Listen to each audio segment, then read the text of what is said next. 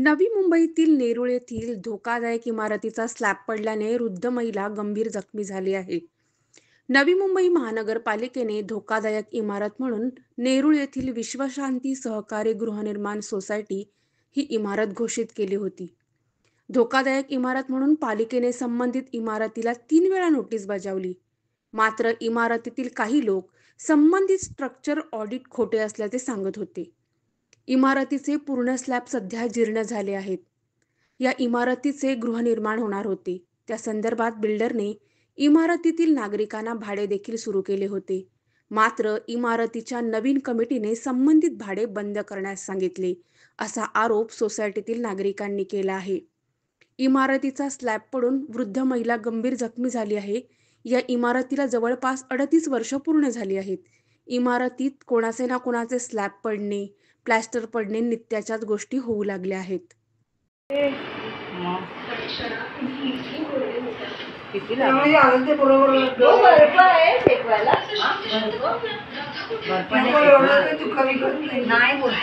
विश्वशांती सोसायटी गेल्या 38 वर्ष झालीत आमच्या सोसायटीला. आम्ही इथे राहतात.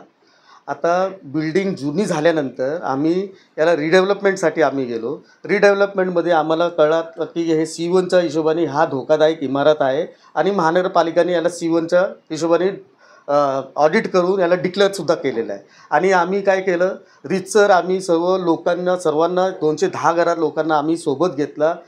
आपला 79A सहनिबंधक यांच्यासमोर आम्ही जाऊन ते जी प्रक्रिया आहे शासनाची ती आम्ही पूर्ण शासनाच्या नियमानुसार 79Aच्या परीने पूर्ण आम्ही बहुमताने हा रिडेव्हलपमेंटचा हे केला, प्रक्रिया पूर्ण केली. त्याच्यानंतर टेंडरच्या हिशोबाने बिल्डरला नेमलं.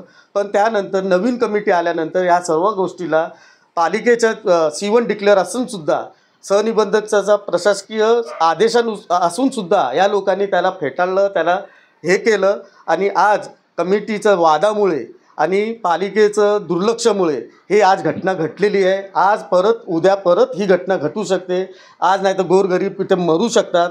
आणि आम्ही जर खाली करायला गेलो तर बिल्डर आम्हाला भाडा देत होता. या नवीन कमिटीने ते भाडं पण थांबवलं आणि ते थांबवल्यानंतर गोरगरीब आपला जीवाचा धोका देऊन इथे थांबलात. मजबुरी झाली त्यांची. आज परिस्थिती अशी झालेली आहे की लोक मरू शकतात, पण कमिटीला काहीसुद्धा नाही आहे. याच्यावर पालिका पण काही सुद्धा घेत नाही, कारवाई काही करत नाही. जर पुढे अजून काही घटना घडली, कुणाचं मरण काय, कुठं धोकादायक काय नुकसान झाला, याची जबाबदारी पालिकाने घ्यावी आणि या कमिटीनी हा पूर्ण त्यांची जबाबदारी राहील. आणि त्यांच्यावर माझा एकच मागणी आहे, या कमिटीवर गुन्हा दाखल केला पाहिजे. स्लॅब पडला ते संबंध इमारत जी आहे ती आता 38 वर्ष या सोसायटीला झालेली आहेत. तर त्यामुळे सगळ्या घरांमध्ये हाच प्रॉब्लेम सुरू आहे. कळलं, कोणाचे नाही कोणाचे तरी स्लॅब पडत आहेत, कोणाचे नाही कोणाचे तरी POP पडत आहे, हे चालूच आहे. पण ते आणि हे सगळी लोक इथे जीव मुठीत धरून राहत आहेत. आमच्या पण थोडंसं हे पडलेलंच आहे, पण त्यावेळेला पत्रे बित्रे सगळं होतं. कळलं. आणि हे आता हे रिडेव्हलपमेंट जी आहे ती 2 वर्षापूर्वी हे सगळं आहे ते कमिटीने बहुमताने हे सगळं हे केलं, प्रक्रिया केली. आणि 79A सुद्धा हे केलं. त्यानंतर PMC अपॉइंट केली, टेंडर वगैरे मागवून बिल्डरचे हे केलं. मोठी घटना घडली त्याला जबाबदार कोण? उद्या नवीन कमिटी, कारण त्यांनी आत्ता हे सगळं बंद केलं आहे. त्याच्या आधी सगळं व्यवस्थित चालू होतं. सगळ्या प्रक्रिया बिल्डरने आणि जुन्या कमिटीने सगळं व्यवस्थित सगळं लिगली केलेलं आहे. कळलं. आणि आता ही नवीन कमिटी आल्यानंतर हे सगळे प्रॉब्लेम सुरू झाले.